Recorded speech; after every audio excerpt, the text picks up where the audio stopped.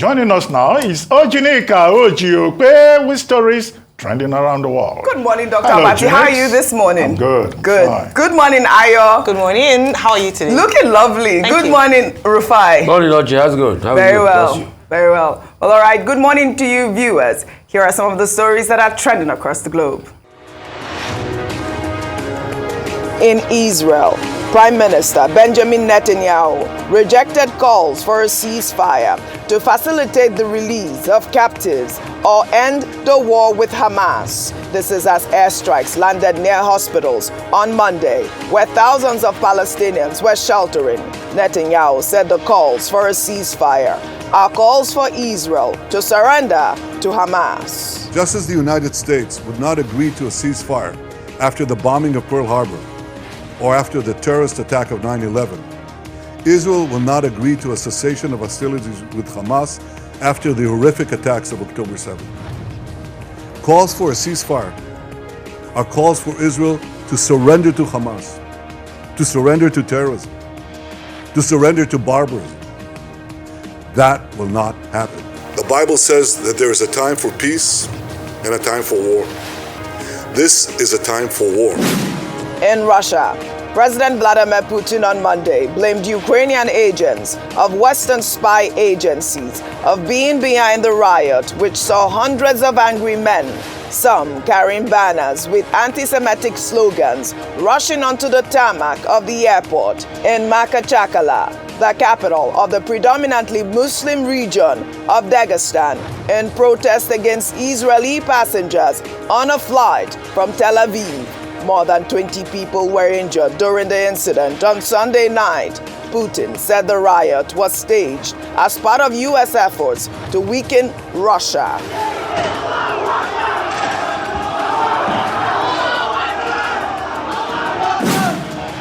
The 2023 Ballon d'Or France footballer is Lionel Messi. Under sports, Argentina and Inter Miami forward Lionel Messi won the men's Ballon d'Or for a record 8th time in Paris on Monday. The 36-year-old was recognized at the ceremony after helping his country win the World Cup in Qatar last year. Super Eagles and Napoli striker Victor Osimhen ranked 8th place at the 2023 Men's Ballon d'Or, joining the top 10 list of Julian Alvarez, Kevin De Bruyne, Erling Haaland, Kylian Mbappe, Luka Modric, Rodri, Bernardo Silva, Vinicius Jr., and Messi. Osimhen became the first Nigerian to be nominated in the male category in 24 years. Then, Spain and Barcelona midfielder Aitana Bonmati won the Women's Ballon d'Or for the first time. The 25-year-old enjoyed a hugely successful year as she helped her club triumph in the Spanish top flight and Champions League, and her country win the World Cup in the summer. Baby, calm down. Yo, this your body putting my heart for lockdown. Under entertainment, multiple award-winning artist Rema performed his top-charting hit single, Calm Down, at the Ballon d'Or ceremony, captivating the football stars in attendance. The 23-year-old's performance marked a historic moment as he became the first Afrobeat star to perform at the prestigious Ballon d'Or Awards, underscoring the incredible success he has achieved in the year 2023.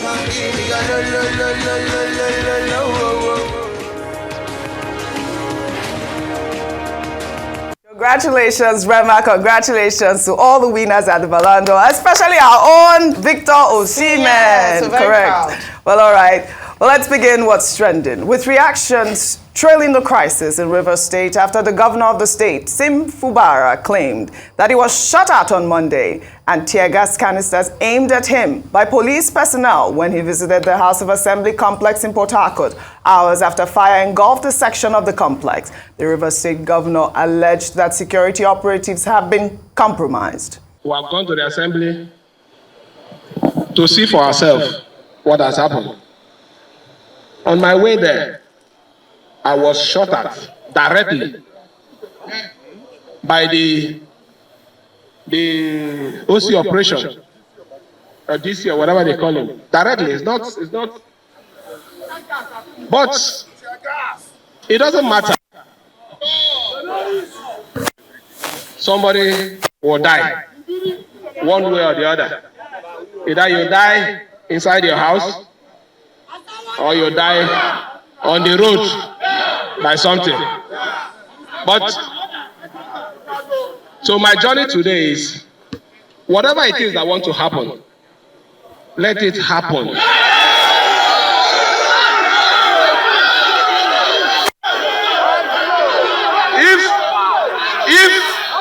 If Sim Fubara is impeached, I am not the first, neither will I be the last.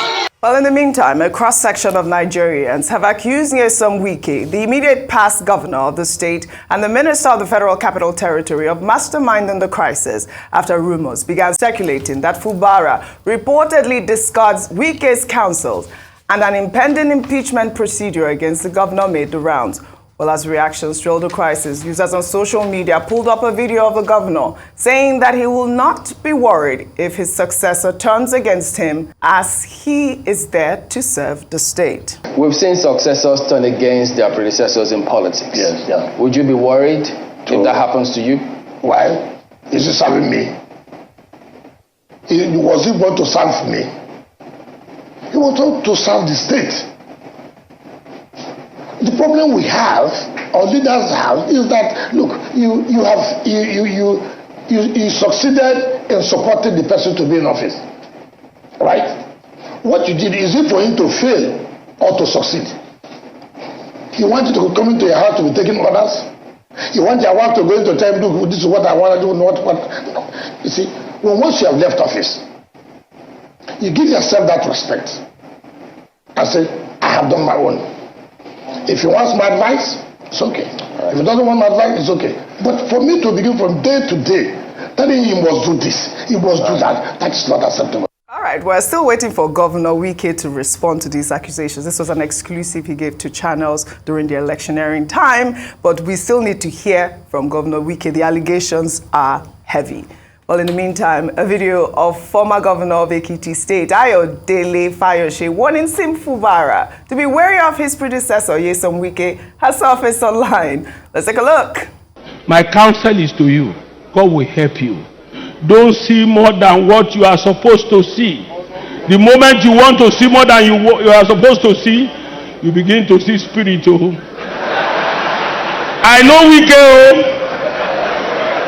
I know Wike. Now, if he say he will fight you, it's either you surrender or you look for that trouble to the end.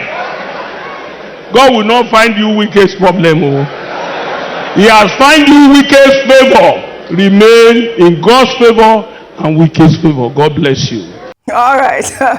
Rufai, over to you, please. I don't even know where to start. I don't know where to begin. Plenty stories. Plenty stories and plenty wahulens. Okay. So where do we start from? Yeah. Yes, let me start from Mr. Ayodele Fayose's video. The video was quite instructive, like he was a prophet, like he saw it, you know, that was going to happen. Because everybody, when you look back in Nigerian political history, they've had their own fair share, you know, of this fight between godfather and successor and it goes way back. We have Saraki's story. I mean, history is replete with stories. But the question I'd like to ask is, why do we have so in society? So why is it that people become very dominant at the expense of the people? And that's why when we had the first guest, I kept on hammering on the fact that these people can only be godfathers with the complicity of the people. So for everybody that castigates Wike today, and like the guest said, the Rivers people made Wike. Mm-hmm.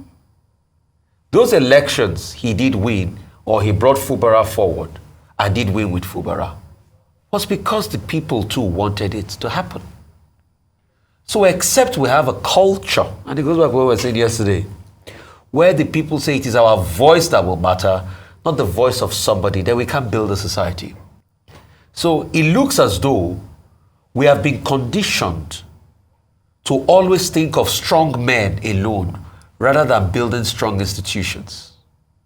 And Nigeria cannot grow if we constantly have the mindset. Because you see, that first guest says something. He said, it's just a matter of time. In a case where Fubara succeeds in this fight, then the Rivers people start to look for another strong man.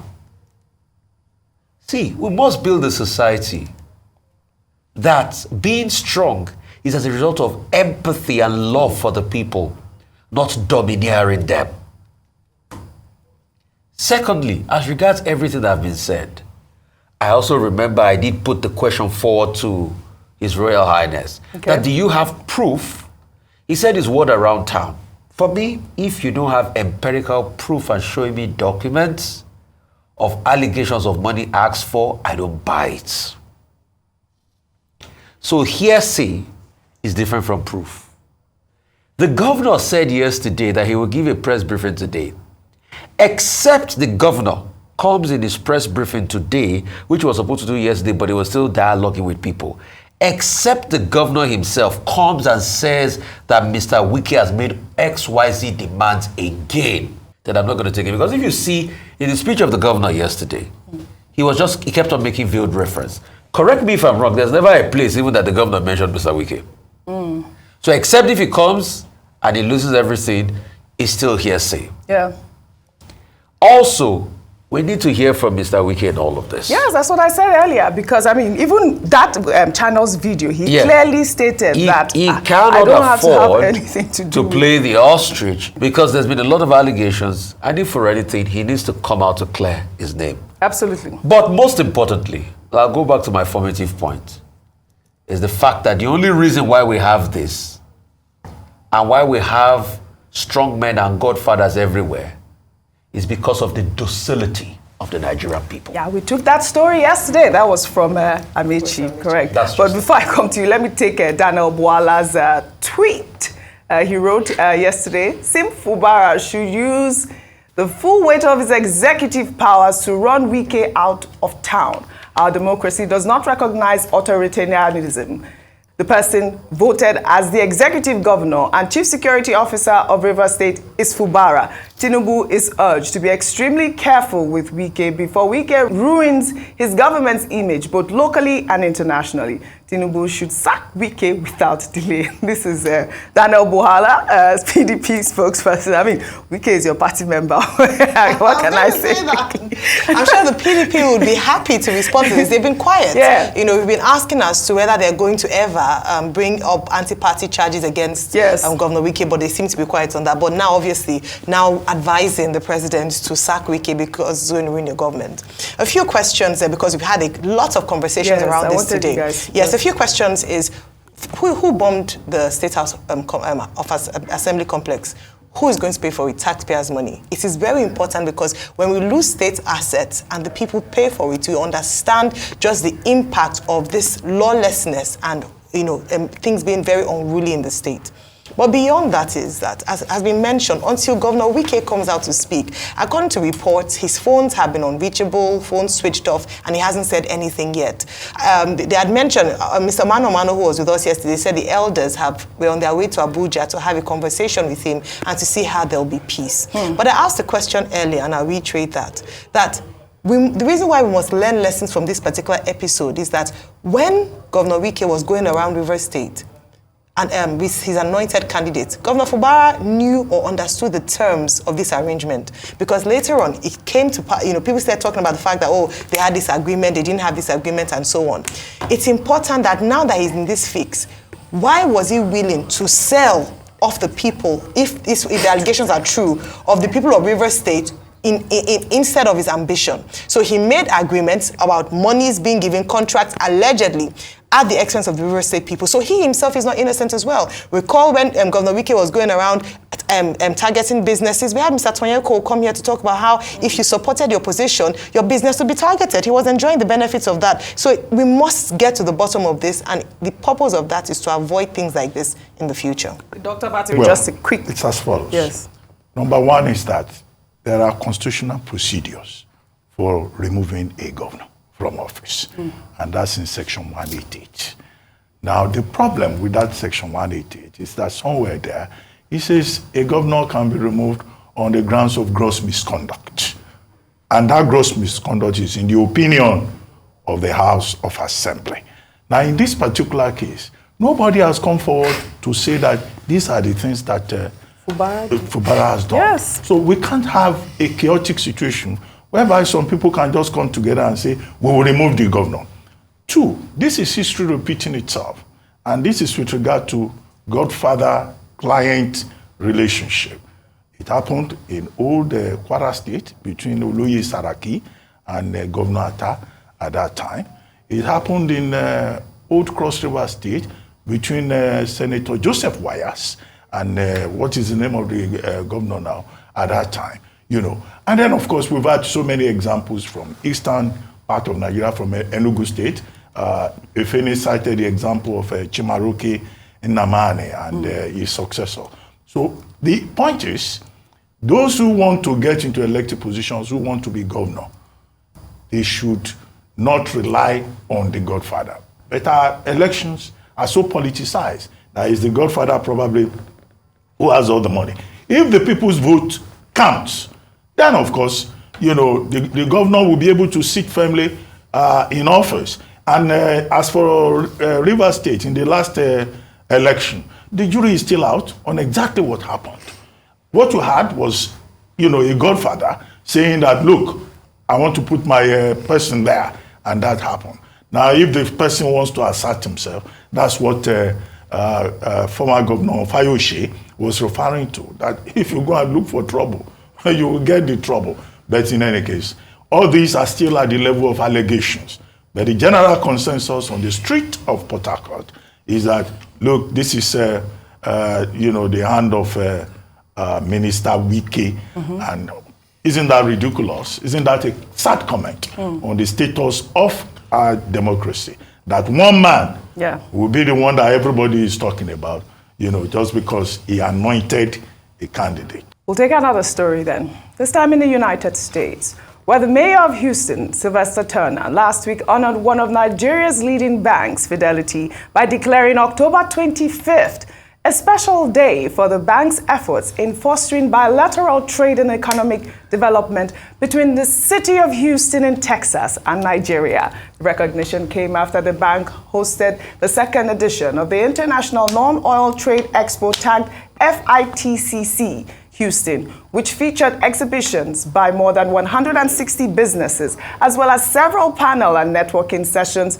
tailored towards increasing the number of Nigerian businesses that export into the U.S. market. Well, during the event, the bank signed a landmark cocoa export deal worth $40 million with Afrexim Bank, and an indigenous-owned agro-business firm located in Oyo State. Well, the mayor, in his proclamation, commended the bank for its commitment to enhancing international trade. I mean, I want to join the mayor as well in congratulating this bank. The effort is huge. The fact that it's about, 160 Nigerians that are able to export their goods to the United States, it's huge. I mean, this is a $40 million deal that they got for this, I believe it's a John Venture or something like that, a cocoa exporting firm in John Vance, and a cocoa exporting firm in Oyo State. Congratulations. This way we hope, I mean, you know that Houston is filled with diversity. Nigerians are there hustling and bustling, but I love the stories like this. Congratulations. Dr. Abati, quickly. Well, just quickly to say that, look, one of the major themes in Nigeria is drive search for investment from foreign jurisdictions. When you see President Tinubu or any other president before him, they say they want to attract investment. Now we see, a private company, a bank, also participating in that. 160 Nigerians actually took part. 160 Nigerians, correct? 160 Nigerians, yes. And this is the second episode. They started it in 2022 in London. And at the end of the day, that attracted a flow of investment of about $250 million. The expectation is that this will even bring more. So congratulations to Fidelity Bank. Congratulations to Mrs. Onyali Ike, who is the managing director. And we hope that other parties, other private companies will follow that example to join government to attract investment and further diversify the economy. I love that. Did you say $250 million was attracted Last in the year. first session? Yeah, and that was in London, correct? In London. The event was in London. Congratulations. Well, all right. Let's take our final story then. Highlighting this video of an alleged female police officer who led the recitation of the national anthem at a conference and retreat for senior security operatives in Imo State, which had in attendance the governor of the state, Hope Uzodinma. Well, in the now viral video, the officer could be heard struggling to deliver the full lyrics of the national anthem to the amazement of the guests. Let's take a look. Arise, O compatriot, Nigeria's call of faith, to serve our father's land with love and help and strength. The labor of our heroes past shall be in vain, to serve with heart and might one nation in freedom, peace and unity. What's the governor's face for me? Rufai, what did you call it? But I'm laughing so hard. I mean, this was such an embarrassment. I am sorry. It is the national anthem for crying out loud. But apparently, I heard that she's an actress. She posted a video, I think yesterday evening, apologizing. I have just one question. Why did she accept to take the mic? Oh, so she's not a police officer. And that is what I've heard, that she made. That's the video. Thank so she's trying to sing it now. Yeah, no, she's just apologizing at this. But even if she's an actress, not as a Nigerian citizen, can't you sing the national anthem No, fully? you have to be able to speak the national, sing the national anthem. Dr. Abati, they're saying we have to go. Anyway, we have to go. That's Nigeria for you. People are so disconnected with the simple task, of nation building and citizenship. Absolutely. Please, everyone, learn how to sing your national anthem. Otherwise, you will make what's trending. All right. I'd like to thank you all for your contribution on What's Trending Today. Well, that's all I have for you on What's Trending Today. I'll see you all tomorrow.